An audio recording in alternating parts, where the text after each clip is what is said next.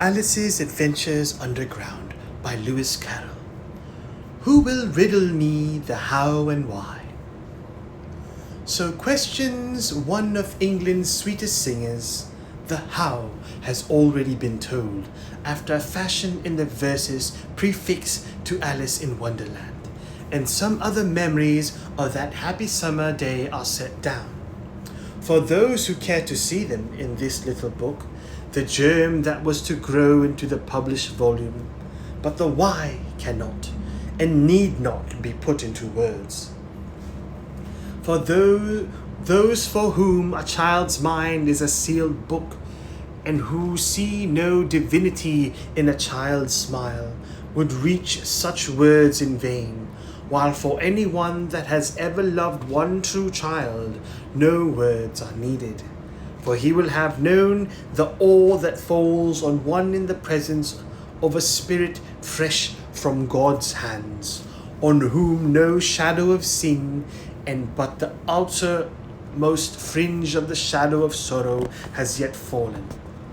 He will have felt the bitter contrast between the haunting selfishness that spoils his best deeds and the life that is but an overflowing love. For I think a child's first attitude to the world is a simple love for all living things, and he will have learned that the best work a man can do is when he works for love's sake only, with no thought of name or gain or earthly reward. No deed of ours, I suppose, on this side the grave is really unselfish. Yet if one can put forth all one's powers in a task where nothing of reward is hoped for but a little child's whispered thanks and the airy touch of a little child's pure lips, one seems to come somewhere near to this. There was no idea of publication in my mind when I wrote this little book. That was wholly an afterthought, pressed on me by the perhaps too partial friends who always have to bear the blame when a writer rushes into print. And I can truly say that no praise of theirs has ever given me 1/100th part of the pleasure it has been to think of the sick children in hospitals, where it has been a delight to see me to send copies, which has been a delight to me to send copies. Forgetting for a few bright hours their pain and weariness, perhaps thinking lovingly of the unknown writer of the tale, perhaps even putting up a childish prayer, and oh, how much it needs, for one who can but dimly hope to stand some day, not quite out of sight of these pure young faces, before the great white throne. I am very sure, writes a lady visitor at a home for sick children, that there will be many loving earnest prayers for you on Easter morning from the children. I would like to quote further from her letters as embodying a suggestion that may perhaps thus come to the notice of someone able and willing to carry it out. I want you to send me one of your Easter greetings for a very dear child who is dying at our home. She is just fading away, and Alice has brightened some of her weary hours in her illness, and I know that letter will be such a delight to her, especially if you would put Minnie at the top, as she could know you had sent it for her. She knows you and would so value it. She suffers so much that I long for what I know would so please her. Thank you very much for sending me the letter and for writing Minnie's name. I am quite sure that all these children will say a loving prayer for the Alice man on Easter Day. And I'm sure the letter will help the little ones to the real Easter joy. How I do wish that you, who have won the hearts and confidence of so many children, would do for them what is so very near my heart, and yet what no one will do, viz. Write a book for children about God and themselves, which is not goody and which begins at the right end, about religion, to make them see what it really is. I get quite miserable very often over the children I come across. Hardly any of them have an idea of really knowing that God loves them, or of loving and confiding in Him.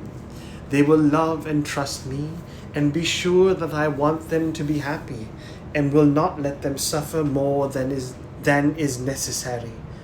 But as for going to Him in the same way, they would never think of it. They are dreadfully afraid of Him, if they think of Him at all, which they generally only do when they have been naughty, and they look on all connected with Him as very grave and dull.